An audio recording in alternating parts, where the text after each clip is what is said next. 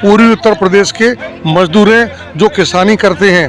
पंजाब में जो किसान हैं वहाँ के किसान तो दारू पी के और पड़े रहते हैं। वो सुप्रीम कोर्ट की मानने को तैयार नहीं, वो सरकार को मानने की तैयार नहीं है। किसान जब सरकार कह रही है कॉन्ट्रैक्ट फार्मिंग में ज़मीन नहीं जाएगी, किसान फिर भी अड़े हुए हैं। एमएसपी रहेगी, आड़ती रहेंगे, फिर भी किसान अड़े हुए हैं। तो किसान चाहते क्या? केवल दंगा। जो अपना उल्लू सीधा करना चाहते हैं किसानों के ऊपर सवार होकर के। सारे किसान खालिस्तानी हैं जो वहाँ नारे लग रहे हैं। सारे किसान जो है सरदार हैं, बाकी किसान कोई दिखता ही नहीं है। अडानी का ये मेन मुद्दा है, क्योंकि जो उन्होंने भंडारण के ये जो बना रखे हैं, तो वो क्या है कि ये किसान इसलिए विरोध कर रहा है कि वो अपनी प्रॉपर्टी इनको नहीं सौंपना चाहता है। ये तो संपन्न किसान है, ये तो जो खेती नहीं करते, केवल मजे लेते हैं। कि ये जो किसान यहाँ बैठे हैं ये कहीं ना कहीं से गाइडेड तो हैं ही हैं। हो सकता है ये किसान हों, लेकिन इनके पीछे किसी न किसी का हाथ तो है। नमस्कार, आप देख रहे हैं दी कंटाप। हम अभी मौजूद हैं कनाट प्लेस में हैं, जो दिल्ली की जान या दिल्ली की शान कही जाती है। हम वहाँ मौजूद हैं। यहाँ पे हम आए हैं कि लोग यहाँ कई जगह से घूमने आते हैं, अलग अलग शहरों से या दिल्ली कहीं अलग अलग जगह से घूमने के मूड से आते हैं। आज हम उन्हीं के बीच जानेंगे कि देश में एक बहुत बड़ा आंदोलन चल रहा है। किसान लगातार 49 दिन से आंदोलन पे बैठे हैं। सरकार से उनकी मांग है कि जो तीनों कृषि कानून है उसको रद्द किया जाए। आखिर उन किसानों के बारे में इनकी क्या राय है, ये लोग आखिर क्या सोचते हैं, आज इन्हीं से जानेंगे हम। पहले तो आप अपना नाम बताइए, आप क्या करते हैं? मैं डॉक्टर सुभाष शल्य हूँ। ये जो किसान आंदोलन इतने दिन से चल रहा है, ये सार्थक है या फिर ऐसे कोई राजनीतिक प्रेरणा से ये लोग बैठे हुए हैं? मैं बेसिकली खुद भी किसान हूँ। मेरी अपनी बहुत बड़ी खेती है आगरा डिस्ट्रिक्ट के अंदर, उत्तर प्रदेश के अंदर। कुछ मांगें तो उनकी सही हैं और उसके अंदर राजनीति का तड़का बेफिजूल में लगा दिया गया है। यदि किसान अपनी जो वाजिब मांगे हैं उनको तरीके से रखते तो शायद मांगे मान ली जाती। और प्रतिष्ठा का प्रश्न बना लिया है सरकार ने भी और किसानों ने भी, और उनके अंदर कुछ ऐसे तत्व मिल गए हैं जो अपना उल्लू सीधा करना चाहते हैं किसानों के ऊपर सवार होकर के। तो यदि किसान राजनीति को छोड़ के सही तरीके से सही मांगों को मनवाएं तो मेरे ख्याल से कोई भी सरकार किसानों से झगड़ा नहीं करना चाहती, किसानों के बीच में बुरी इमेज नहीं बनाना चाहती। क्योंकि इस देश की जो बहुसंख्य जनता है जो वोट देती है, जो वास्तव में वोट देती है, वो संख्या किसानों की है, वो गांव की है। तो 75% से ज़्यादा वोटिंग गांव के अंदर होती है, किसानों के द्वारा होती है।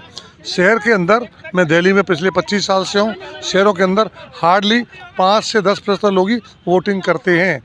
तो किसानों को कोई सरकार नाराज़ नहीं करना चाहती, और किसान राजनीति छोड़ करके प्रॉपर तरीके से अपनी मांगों को रखें तो मैं नहीं समझता कोई भी सरकार किसानों से बिगड़ाव करना चाहेगी।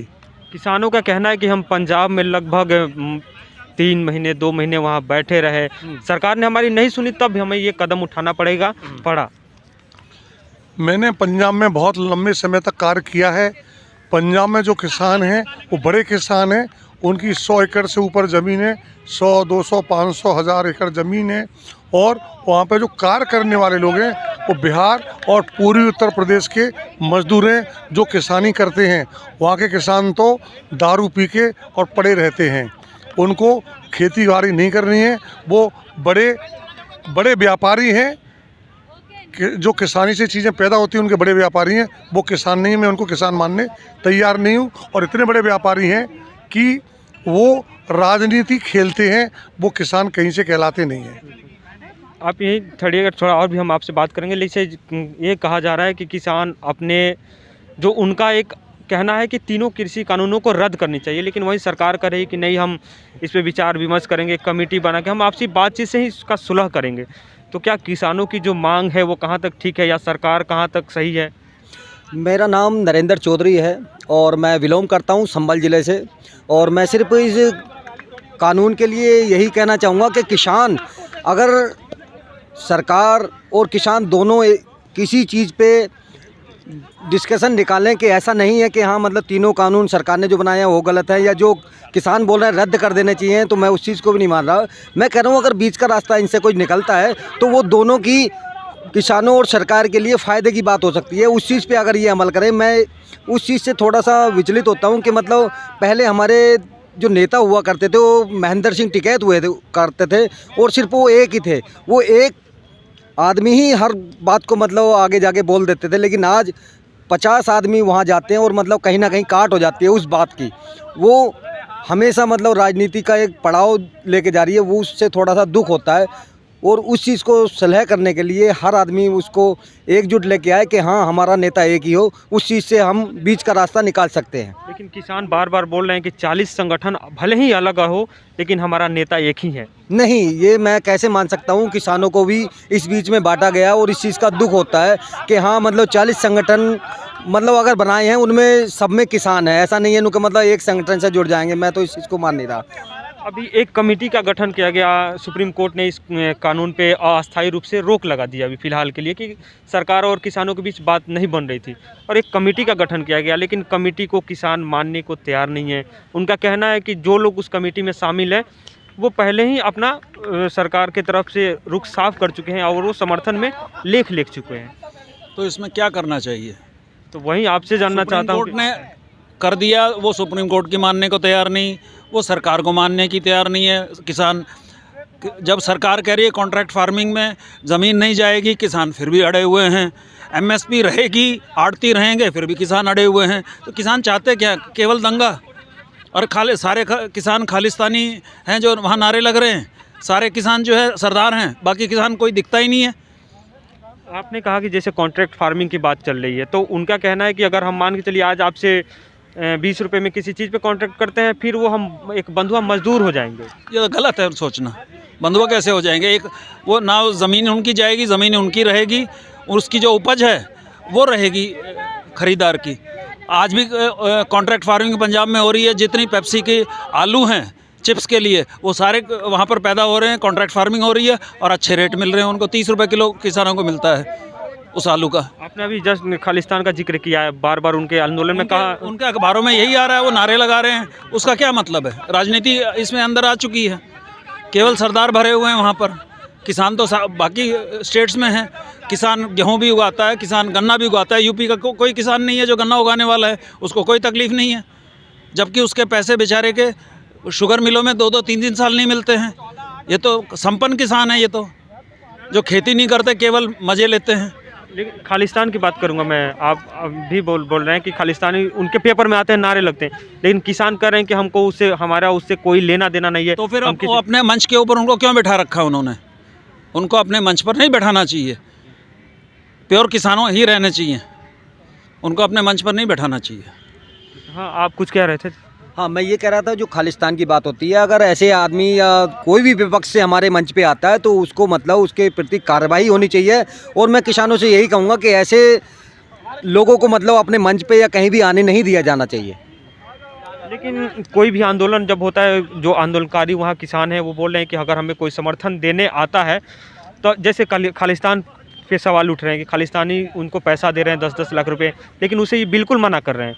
और बाकी लोगों को बोल रहे हैं कि जो लोग आ रहे हैं वो किसान समर्थित हैं, या किसान से हमदर्दी है उनकी, या किसान परिवार से आते हैं। आप मीडिया के पर्सन हैं, मैंने भी अखबार में बहुत आर्टिकल लिखे हैं। मैं ये जानता हूँ इतनी जो पब्लिक वहाँ इकट्ठा है उनका प्रतिदिन का खर्चा कितना है, और जितनी साधन वहाँ उपलब्ध कराए हैं उनका खर्चा कितना है। तो इतना खर्चा किसान नहीं दे सकता। कुछ बाहर की शक्तियाँ हैं जो देश में स्थिरता नहीं चाहती हैं, वो उनको फंडिंग कर रही हैं। वो कैसे चाहती हैं, कैसे करके जो वर्तमान सरकार है, जो स्थिर सरकार है, जो बहुमत की सरकार है, वो गिर जाए और देश के अंदर फिर दंगा फसाद होने लगे। और इसके अंदर हिंदुस्तान के अलावा विदेशों से भी पैसा आ रहा है, और भूतकाल के आंदोलन में जो उपद्रव फैलाने वाले तत्व रहे हैं, कम से कम 20 नाम हैं जो इसमें जुड़ चुके हैं। वो कैसे आ रहे हैं?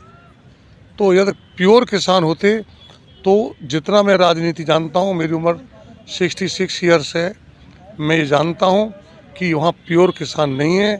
इस समय जो कुछ हो रहा है वो 100% पॉलिटिक्स हो रही है, किसानगिरी नहीं हो रही है। ये फिर मैं आपसे भी पूछूंगा कमेटी को लेके, जो उसमें अशोक गुलाटी हैं, या अनिल धनवंत हैं, या BS मान हैं जी। इन कमेटियों को लेके किसान एकदम से नाराज़ हैं, बोल रहे हैं कि हम इस कमेटी की बात को मानने को तैयार नहीं हैं। इसका मतलब ये होता है कि सुप्रीम कोर्ट की कहीं ना कहीं जो कमेटी गठित किया है उसे वो खुश नहीं नज़र आ रहा है। ये तो सुप्रीम कोर्ट भी नहीं मान रहे हैं, सरकार की नहीं मान रहे हैं, और जिन लोगों की मान रहे हैं वो भारत की जनता की आंखों में घोषित उपद्रवी तत्व हैं। तो निष्कर्ष कैसे निकलेगा? निष्कर्ष कैसे निकलेगा? वहाँ किसानगिरी तो हो ही नहीं रही है, वहाँ तो उपद्रवी राजनीति हो रही है। कैसे करके मोदी सरकार को ध्वस्त किया जाए, देश में विध्वंस फैलाया जाए, उपद्रव फैलाया जाए, और देश जो तेज़ी से तरक्की कर रहा है उसको वहीं पर रोक दिया जाए। तो इसमें कुछ ऐसे विदेशी तत्वों का हाथ है जो किसानों के कंधे पर रख करके देश की स्थिर सरकार पर बंदूक चला रहे हैं। तो कृषि कानून को लेके आप अपना एक मतलब बताइए कि क्या करना चाहिए सरकार को या किसानों को? यदि किसान सही मंशा से, यदि राजनीतिक 9 से ज़्यादा मीटिंग हो चुकी हैं विज्ञान भवन के अंदर, यदि सही मंशा से बिना राजनीति के रखा जाए तो मैंने पिछले, जब तक मोदी सरकार का पहला कार्यकाल और दूसरा भी लगभग आधा कार्यकाल हो चुका है, मैंने अभी तक कोई ऐसी नीति नहीं देखी है जो देश की जनता का विरोध करने वाली कोई भी चीज़ आई हो। तो ये एक तो गलत है। अभी तो प्योर राजनीति हो रही है। किसानों के नाम पर देश की स्थायी स्थापित सरकार को हटाने का एक कुत्सित प्रयास है। ये मैं इसके समर्थन में नहीं हूँ। बहुत बहुत शुक्रिया आपका। जैसे बोल रहे हैं कि जो भी अभी तक भारत सरकार या मोदी सरकार ने जो भी लॉ बनाए वो विरोध प्रदर्शन के लायक नहीं। किसान आंदोलन को भी लेके ये सवाल उठाए जा रहे हैं कि उनको राजनीति जो पॉलिटिकल पार्टियां हैं, राजनीतिक पार्टियां उनको भड़का रही है।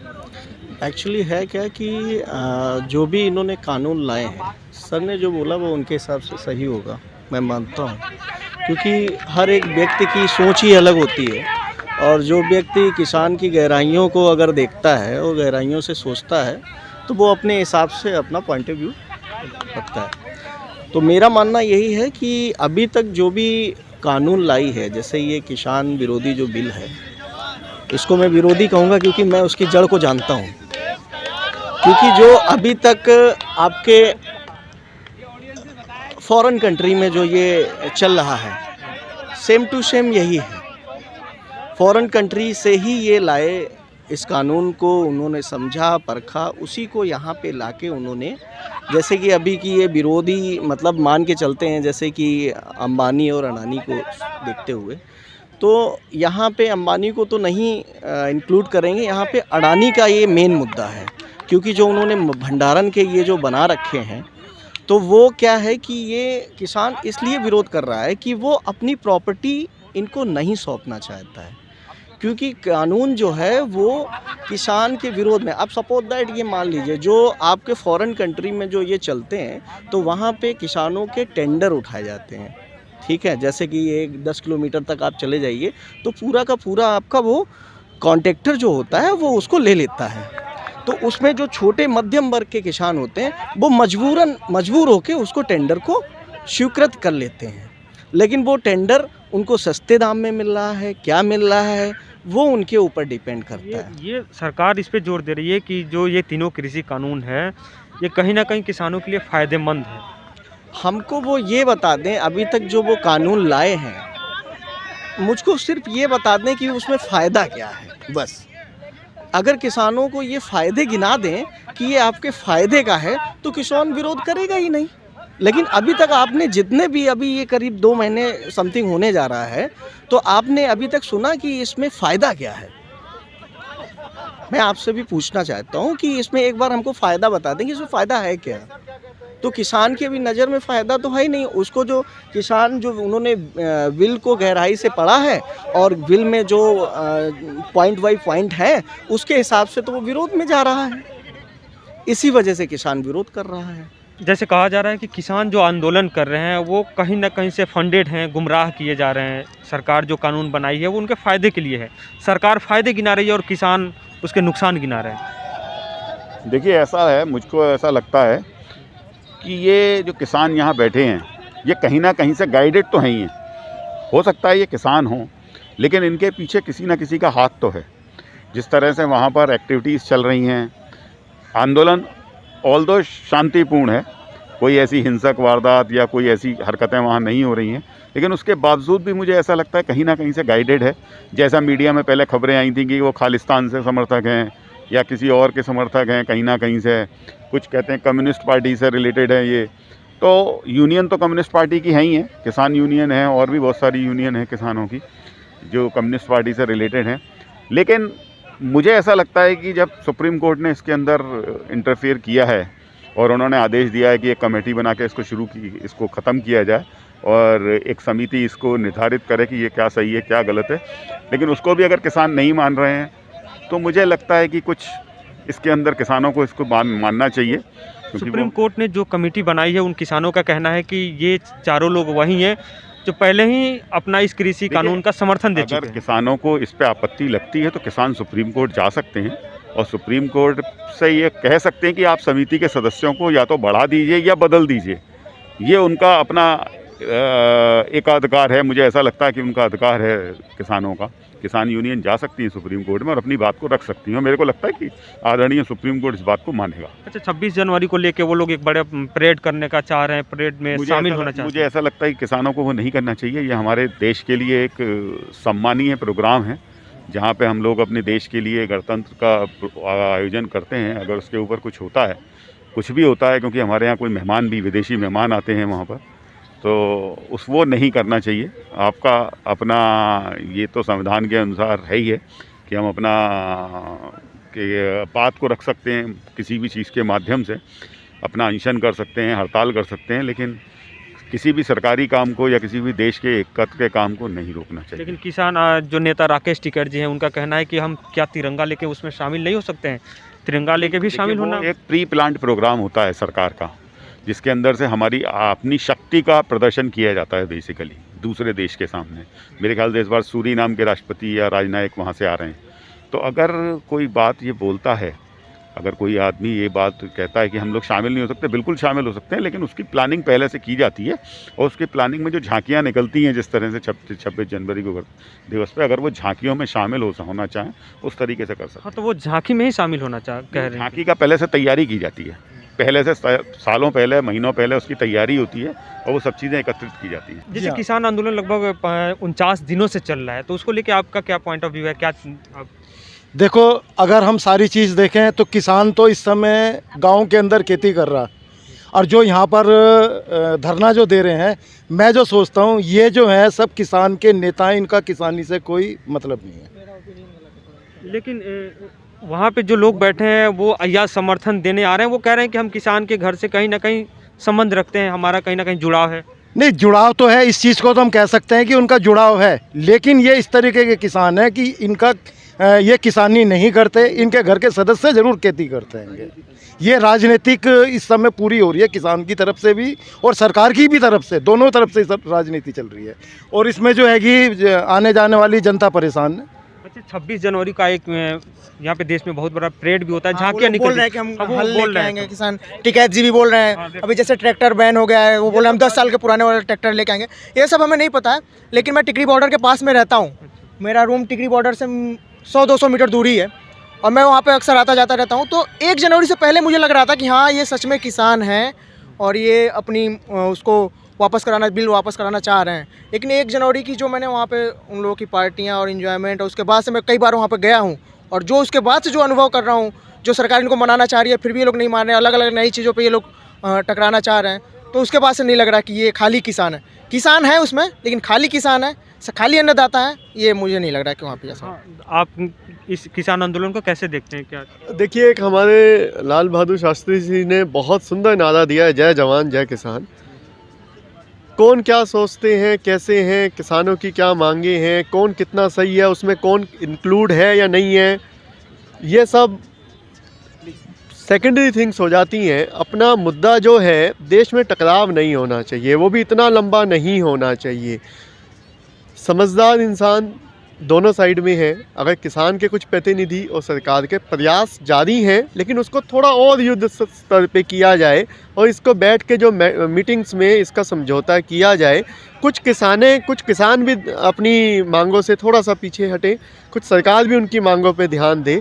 इस चीज़ में फैसला जल्दी से जल्दी हो। एक देश का जो नाम आगे जा रहा है, पूरा भारत इतना बड़ा आज विश्व में अपनी छाप छोड़ता है, और मुझे लगता है कहीं ना कहीं ये जो किसानों का जो मुद्दा है इतना लंबा खिंचता हुआ, ये भारत की छवि को, एक उभरते हुए भारत को, हमारे भारत को, नए भारत को, आज हम कनॉट प्लेस दिल्ली का जान कहते हैं, जान कहते हैं, तो ये बड़ा दिल को एक दुख देने वाला है कि इसका इतना लंबा राजनीतिकरण या इतनी लंबा ये खिंचता जा रहा है। इसको ख़त्म होना चाहिए। जय जवान जय किसान। ये सही बात आपने कही कि कोई इतना बड़ा कोई आंदोलन नहीं चलना चाहिए जिससे नुकसान होता है, लेकिन किसान कह रहे हैं कि हम भी चाहते हैं कि जल्दी मामला सुलह हो जाए, लेकिन सरकार मानने को तैयार नहीं है और उधर किसान भी मानने को तैयार नहीं है। थोड़ा सा मानना है, एक अड़ियल फ्लेक्सिबिलिटी, लचीलापन होना चाहिए। जो अगर अड़ेगा तो टूट जाते हैं, हम बचपन से सीखते आ रहे हैं। फ्लेक्सिबिलिटी होनी चाहिए, झुकने में ही सम्मान है किसी हद तक। ये एक निर्भर करता है कि आप किस हद तक झुकने दें। अगर थोड़ा बहुत फ्लेक्सिबिलिटी भविष्य में गुंजाइश है, आप उसको झुकिए, समझिए, आपस में उसका निर्णय निकालिए। कुछ ना कुछ दोनों पक्ष मिलके ही बैठ के निकालेंगे। कोर्ट के पास कोई चारा नहीं है। हम समझते हैं कोर्ट एक पीछे हट गया, हम डिमांड करेंगे, जो भी है दोनों पक्षों को मिलकर निकालना पड़ेगा, लेकिन जल्दी से जल्दी हो जाए। मैं फिर ये कहूँगा, जय जवान जय किसान, जय भारत, जय हिंद। यहाँ पे मौजूद लोगों का कहना है कि जो किसान आंदोलन चल रहे हैं वो एक तरह से सही भी है, एक तरह से देखा जाए तो उसका राजनीतिकरण भी हो रहा है। सरकार और किसानों को बैठ के भी ये बीच का रास्ता निकालना चाहिए, बातचीत से सुलह करना चाहिए। खैर देखते हैं आगे क्या हो रहा है। कमेटी का गठन किया गया है, सुप्रीम कोर्ट में मामला चल रहा है, आगे देखते हैं क्या हो रहा है। देखते रहिए हमारे दी कंटाप चैनल को, लाइक कीजिए, सब्सक्राइब कीजिए, शेयर कीजिए।